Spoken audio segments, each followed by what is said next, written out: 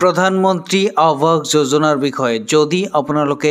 এই পৰ্যন্ত এটা চৰকাৰী ঘৰ পাবলৈ সক্ষম হোৱা নাই তেতিয়াহলে আজিৰ ভিডিওটো অতি ভালদৰে চাই লওক কিয়নো আজিৰ ভিডিওটোত আমি স্পেশালি আলোচনা কৰিম যে এই প্ৰধানমন্ত্ৰী আৱাস যোজনাৰ অধীনত যদি আপোনালোকে এই পৰ্যন্ত কোনো ধৰণৰ চৰকাৰী এটা ঘৰ পাবলৈ সক্ষম হোৱা নাই তেতিয়াহলে কি কাম কৰিলে অতি শীঘ্ৰে অৰ্থাৎ কি এই 1 পৰা 2 মাহৰ ভিতৰত আপোনালোকে প্ৰধানমন্ত্ৰী আৱাস যোজনাৰ তৰফৰ পৰা চৰকাৰী এটা আৱাস পাবলৈ সক্ষম হ'ব তাৰ সকলো ডিটেইলছ মই আজিৰ এই ভিডিওটোত আপোনালোকক স্টেপ বাই স্টেপ দেখুৱাই আৰু বুজাই কোৱাৰ কাৰণে চেষ্টা কৰিম ফাইনালি প্ৰধানমন্ত্ৰী আৱাস যোজনাৰ অধীনত তেওঁলোকে ফাইনাল এটা ভেৰিফাইড লিষ্ট এটা বাহিৰ কৰিছে এই লিষ্টত যদি আপোনালোকৰ নাম আছে তেতিয়াহলে এই ডিসেম্বৰ আৰু জানুৱাৰী মাহৰ ভিতৰতে আপোনালোকে ফাইনালি প্ৰধানমন্ত্ৰী আৱাস যোজনাৰ অধীনত এটা চৰকাৰী ঘৰ পাবলৈ সক্ষম হ'ব এইটো যেটো পেজ আপোনালোকে ইয়াতে চাবলৈ পাৰিছে এই পেজটোৱে হল প্ৰধানমন্ত্ৰী আৱাস যোজনাৰ অফিচিয়েল ওয়েবসাইট ইয়াতে আপোনালোকে প্ৰথমে আহিব ইয়াতে আহি আপোনালোকে চাবলৈ পাৰিছে এটা অপচন ইয়াতে চাবলৈ পাৰিছে এবাউট আৱাস soft documents stakeholders all details ইয়াতে আপোনালোকে চাবলৈ পাৰিছে কিন্তু আপোনালোকে প্ৰথমে এই পেজটো ওপেন কৰি এইটো যেটো আৱাস সফট বুলি লিখা আছে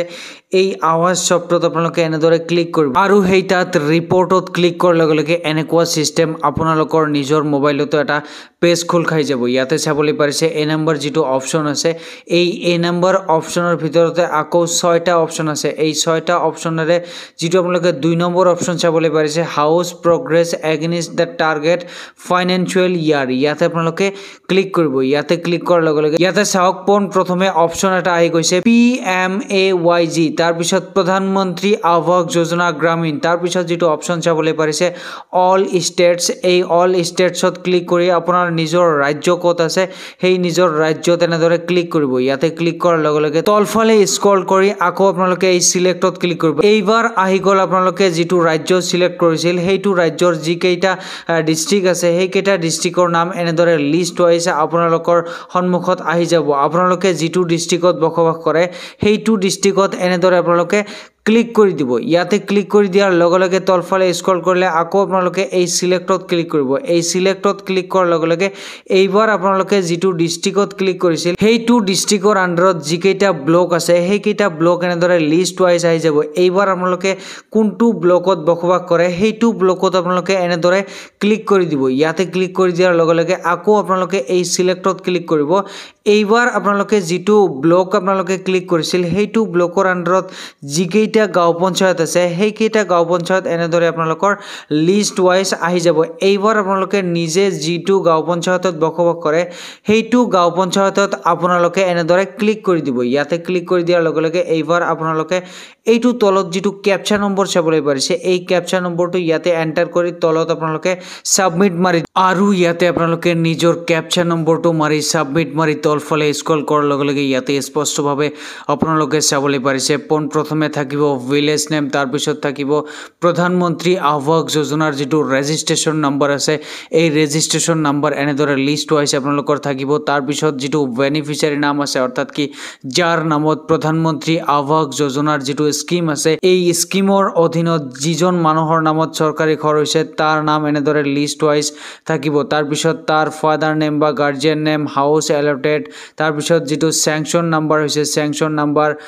কিমান টকা এই পৰ্যন্ত পালে অল ডিটেইলছ এনেদৰে আপোনালোকে চাব পাৰিব ইয়াতে আপোনালোকে প্ৰথমে আহি অতি ভালদৰে তলফালে স্ক্ৰল কৰিলে এইটো যেটো আপোনালোকে লিষ্ট সমূহ চাই আছে ইয়াতে আপোনালোকে চাব যে আপোনাৰ নামটো লিষ্টত আছে নে নাই যদি আপোনালোকৰ নিজৰ নামটো লিষ্টত আছে তেতিয়াহলে অতি শীঘ্ৰে আপোনালোকে এই প্ৰধানমন্ত্ৰী আৱাস যোজনাৰ অধীনত চৰকাৰী এটা ঘৰ পাবলৈ সক্ষম হ'ব আৰু ইয়াতে যদি আপোনালোকৰ নাম আছে তেতিয়াহলে সাইডত এইটো যেটো ৰেজিষ্ট্ৰেচন নম্বৰ আপোনালোকে চাবলৈ পাৰিছে এই ৰেজিষ্ট্ৰেচন নম্বৰটো আপোনাৰ কোনটো হেইটো নম্বৰ যিকোনো এটা ব্ল্যাঙ্ক পেপাৰত লিখি লব লিখি লৈ আপোনালোকে এই যেটো প্ৰধানমন্ত্ৰী আৱাস যোজনাৰ যেটো অফিচিয়েল ওয়েবসাইট আছে মই যেটো প্ৰথমে আপোনালোকক দেখুৱাই দিলো ইয়াৰ পৰা আপোনালোকে ব্যাক হৈ তাত আৰামত গুছি গুচি যাব তাতে আপোনালোকৰ নিজৰ নামটো যদি আছে আৰু সাইডত যেটো প্ৰধানমন্ত্ৰী আৱাস যোজনাৰ যেটো ৰেজিষ্ট্ৰেচন নাম্বাৰ আছে সেই ৰেজিষ্ট্ৰেচন নাম্বাৰটো আপোনালোকে এটা ব্ল্যাঙ্ক পেপাৰত লিখি লৈ এইটো যেটো পেজ ইয়াতে চাবলৈ পাৰিছে ইয়ালৈকে আপোনালোকে গুচি আহিব ইয়াতে গুচি অহাৰ লগে লগে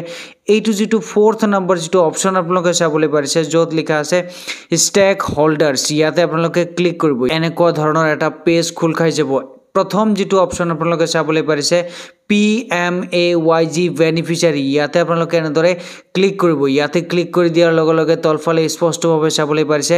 এন্টাৰ ৰেজিষ্ট্ৰেচন নাম্বাৰ হেতু মই অলপ আগত যেটো নাম্বাৰ মই এটা ব্ল্যাঙ্ক পেপাৰত লিখি লব কৈছিলো সেই নাম্বাৰটো ইয়াতে আপোনালোকে এন্টাৰ কৰি এই তলত যেটো সাবমিট বুলি লিখা আছে এই সাবমিটত ক্লিক কৰি দিব এন্টাৰ কৰাৰ লগে লগে ওপৰত প্ৰথমে চাবলৈ পাৰিছে বেনিফিচিয়াৰী ডিটেইলছ অৰ্থাৎ কি